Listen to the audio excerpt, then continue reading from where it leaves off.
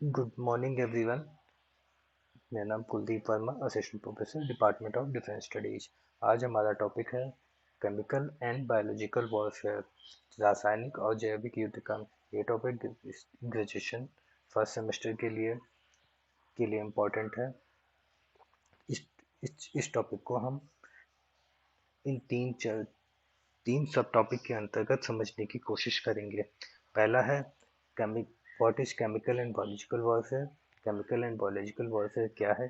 दूसरा, history of chemical and biological warfare. तीसरा, dimensions of chemical and biological warfare. तो सबसे पहले हम देखते हैं कि केमिकल और बायोलॉजिकल वॉरफेयर क्या होता है। तो पहला topic, what is chemical and biological warfare. इसमें हम देखते हैं रासायनिक युद्ध का संबंध शत्रुता के उद्देश्यों से रासायनिक तत्वों के प्रयोग से है। अर्थात ऐसे रासायनिक तत्व जिनका प्रयोग दूसरे देशों को नुकसान पहुंचाने के लिए किया जाता है, वो रासायनिक युद्ध की श्रेणी में आते हैं। इसी प्रकार जीवाणु युद्ध का संबंध शत्रुता के उद्देश्यों से जीवित तत्वों, विशेषकर अति सूक्ष्म तत्वों के प्रयोग, जिसमें कवक आते हैं, वायरस आते हैं और विभिन्न प्रकार के सूक्ष्म जीव का प्रयोग अपने दुश्मन राष्ट्र को या फिर अपने दुश्मन को नुकसान पहुंचाने के उद्देश्य से किया जाता है। आयुध के रूप में इनकी उपयोगिता इनके जहरीलेपन, विकृति क्षमता तथा उनकी वंश पर निर्भर करती है। वंश से यहाँ तात्पर्य वो किस फैमिली के तत्व हैं, इससे निर्धारित होता है। रासायनिक और जीवाणु तत्वों का प्रयोग शत्रु के सैनिकों, फसलों, प्राकृतिक अर्थव्यवस्था और सामग्रियों के विरुद्ध किया जाता है। ठीक है। और रासायनिक और जैविक युद्ध को अपरंपरागत युद्ध की श्रेणी में रखते हैं। जैसे ट्रेडिशनल युद्ध, परंपरागत युद्ध होते हैं जिसमें हम गोला बारूद और हथियार हथियारों का प्रयोग अन्य आग्नेय हथियारों का प्रयोग करते हैं। उसी प्रकार से अपरंपरागत युद्ध की श्रेणी में हम रासायनिक और जैविक युद्ध को परिभाषित करते हैं। दोनों प्रकार के कारकों में युद्ध में सामरिक लाभ, जैसे आक्रमण पर मौसम का प्रभाव, फैलाव के तरीके और बचाव के उपाय सामान्यतः एक जैसे होते हैं। इनको WMD वेपन्स भी कहा जाता है, वेपन्स ऑफ मास डिस्ट्रक्शन। तो वेपन ऑफ मास डिस्ट्रक्शन कौन होते हैं? युद्ध, रासायनिक हथियार, जैविक हथियार और नाभिकीय हथियार।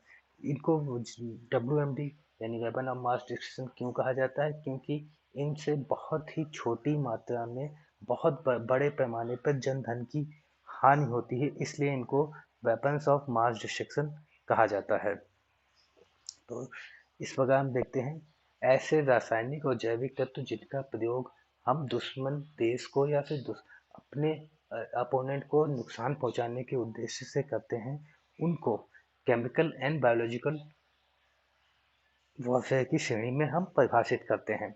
अब इसी के अंतर्गत हम सब देखते हैं कि history of chemical and biological warfare.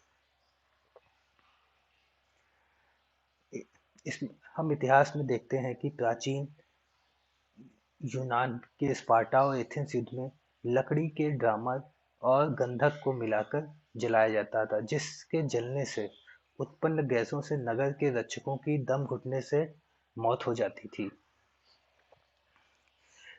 और उसमें एक युद्ध के एक साधन के रूप में इसका प्रयोग किया जाता था। हम प्राचीन काल में यूनान और ग्रीस में भी मरे हुए जानवरों को पानी में मिलाकर उसको अशुद्ध किया जाता था, जिससे उस पानी को पीने से लोगों की मृत्यु हो जाती थी। इसको भी एक बायोलॉजिकल वॉरफेयर की श्रेणी में ही रखा जाता है।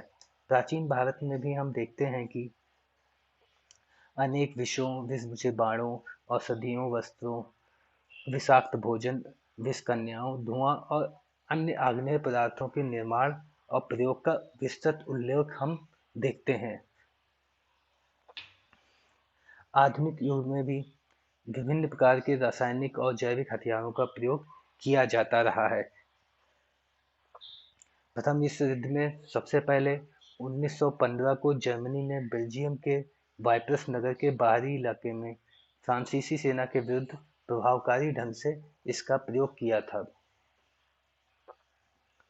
इसकी प्रभावकारिता को देखते हुए ही बहुत से देशों ने बहुत बड़े पैमाने पर इन हथियारों के उत्पादन को बढ़ावा दिया। इसमें जापान, जो उस समय बहुत ही महत्वाकांक्षी देश था, उसने बहुत बड़े पैमाने पर केमिकल एंड बायोलॉजिकल हथियारों का उत्पादन किया और अपने दुश्मन देश के खिलाफ इनका प्रयोग किया। एक अनुमान के अनुसार प्रथम विश्व युद्ध में रासायनिक पदार्थों के प्रयोग से लगभग 8 लाख लोगों की मृत्यु हुई। द्वितीय विश्व युद्ध तक आते आते बहुत सारे नए प्रकार के रासायनिक और बायोलॉजिकल जैविक हथियारों का उत्पादन प्रारंभ हो गया था, जिसमें सबसे इम्पोर्टेंट था नर्व गैस, जो नर्वस सिस्टम को एक नर्व गैस एक ऐसी गैसों का समूह है जो हमारे नर्वस सिस्टम को पूरी तरीके से अपंग बना देती हैं। इसी प्रकार से सेरिन गैस जैसे हथियारों का भी प्रयोग किया। द्वितीय विश्व युद्ध के दौरान ही एंथ्रेक्स जीवाणु का प्रयोग अपने दुश्मन के विरुद्ध किया जाने लगा था। द्वितीय विश्व युद्ध के बाद भी हम देखते हैं कि कई प्रकार के हथियारों का उत्पादन और उनका प्रयोग किया जाता रहा है।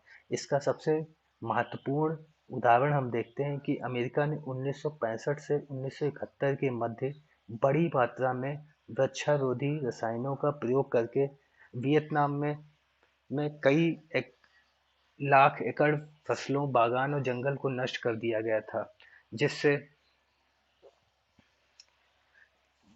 जिससे वहां पर भुखमरी का संकट पैदा हो गया था।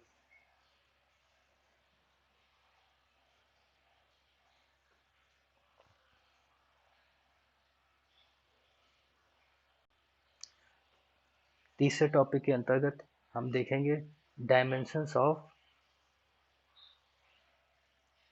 Dimensions of chemical and biological warfare. इसमें हम सबसे पहले देखते हैं इन आयुध की मुख्य विशेषता यह है कि शत्रु का औद्योगिक ढांचा एवं अन्य संस्थान नष्ट नहीं होते, बल्कि केवल मानव जीवन और फसलों का ही विनाश होता है। इसका परिणाम होता है कि असाधारण रोग, अतः एक बार प्रयोग किए जाने के बाद इनके प्रभाव को नष्ट किया जाना संभव नहीं है। अतः रासायनिक युद्ध का मुख्य उद्देश्य शत्रु की प्रतिरोधक शक्ति को नष्ट करना तथा संपत्ति को नष्ट किए बिना ही युद्ध में विजय प्राप्त करना होता है। जैसे हम आधुनिक परंपरागत युद्धों में देखते हैं, जब बहुत बड़े पैमाने पे मतलब हथियारों का, बम का और इन तरीके के डिस्ट्रक्शन के हथियारों का प्रयोग किया जाता है, तब उस शहर को जीतने के लिए हम बहुत बड़े पैमाने पे हवाई फाइटर प्लेन से बमों का यूज करते हैं, जिससे उस शहर को भी बहुत नुकसान होता है। बट केमिकल और बायोलॉजिकल वॉरफेयर में ऐसा कुछ नहीं होता, सिर्फ जन धन की ही हानि होती है। दूसरा हम देखते हैं रासायनिक तथा जीवाणु युद्ध प्रारंभ करके शस्त्र को आश्चर्यचकित कर दिया जाता है तथा शत्रु क्षेत्र में अव्यवस्था उत्पन्न कर दी जाती है।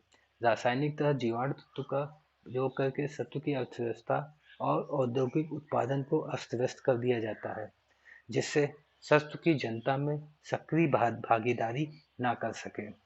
फसलों को नष्ट कर दिया जाता है, जिससे खाद्य पदार्थों की पूर्ति को नष्ट किया जा सके। तीसरा डायमेंशन में हम देखते हैं कि शत्रु के विरुद्ध रासायनिक तथा जैविक आयुधों का प्रयोग किया जाता है। इसके लिए यह अत्यंत कठिन हो जाता है कि वह रासायनिक पदार्थों तथा जीवाणुओं की प्रकृति तथा क्षमता का अनुमान लगा सके। तब तक महामारी और अन्य साधनों द्वारा शस्त्र को पता लग पाता है, तब तक काफी देर हो चुकी होती है और शत्रु समस्या का समाधान नहीं कर सकता है।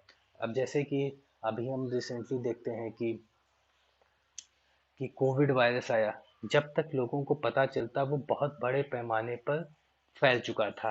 अब जैसे अभी भी विश्व में कोविड को लेके बहुत सारी बहसें चल रही हैं कि ये बायोलॉजिकल वेपन था या फिर स्वतः उत्पन्न था, तो ये बहस अभी आगे भी चलती रहेगी। बट अगर मान लीजिए ये एक बायोलॉजिकल वेपन था, तो हम ये देख सकते हैं कि किस हद तक खतरनाक था और इसका उपाय ढूंढते ढूंढते सभी देशों को कितना समय लग गया। इसलिए इनके बारे में कहा जाता है कि जब भी इनका प्रयोग कर दिया जाता है तो शत्रु समस्या का समाधान सालों तक नहीं कर पाता, और इसमें सैनिकों की हानि के साथ साथ ही आम जनता को भी बड़े पैमाने पर नुकसान होता है।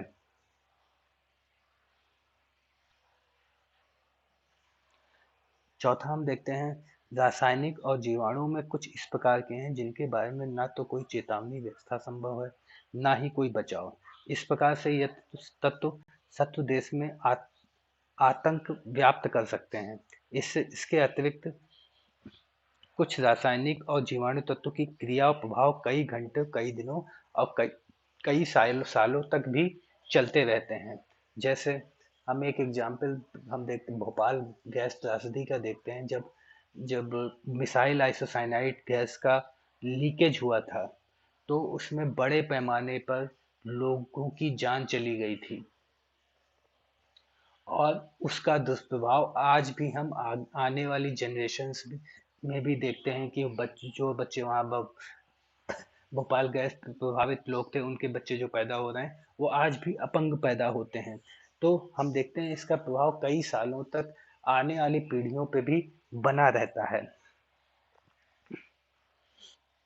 अगर यही हम सोचें कि इसी मिथाइल आइसोसाइनाइड को हम उत्पादन करके भंडारित करके किसी दुश्मन देश पर छोड़ देते हैं, तो उसका प्रभाव कितने सालों तक बना रहेगा।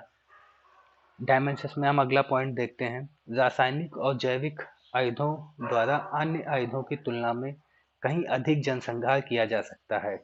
इस दृष्टि से आयुध परंपरागत आयुधों की तुलना में काफी सस्ते होते हैं, इसीलिए इनको गरीबों का हथियार भी कहा जाता है। यद्यपि यह सत्य है कि विपरीत जलवायु की दशा में उनके निरर्थक हो जाने की संभावना भी होती है।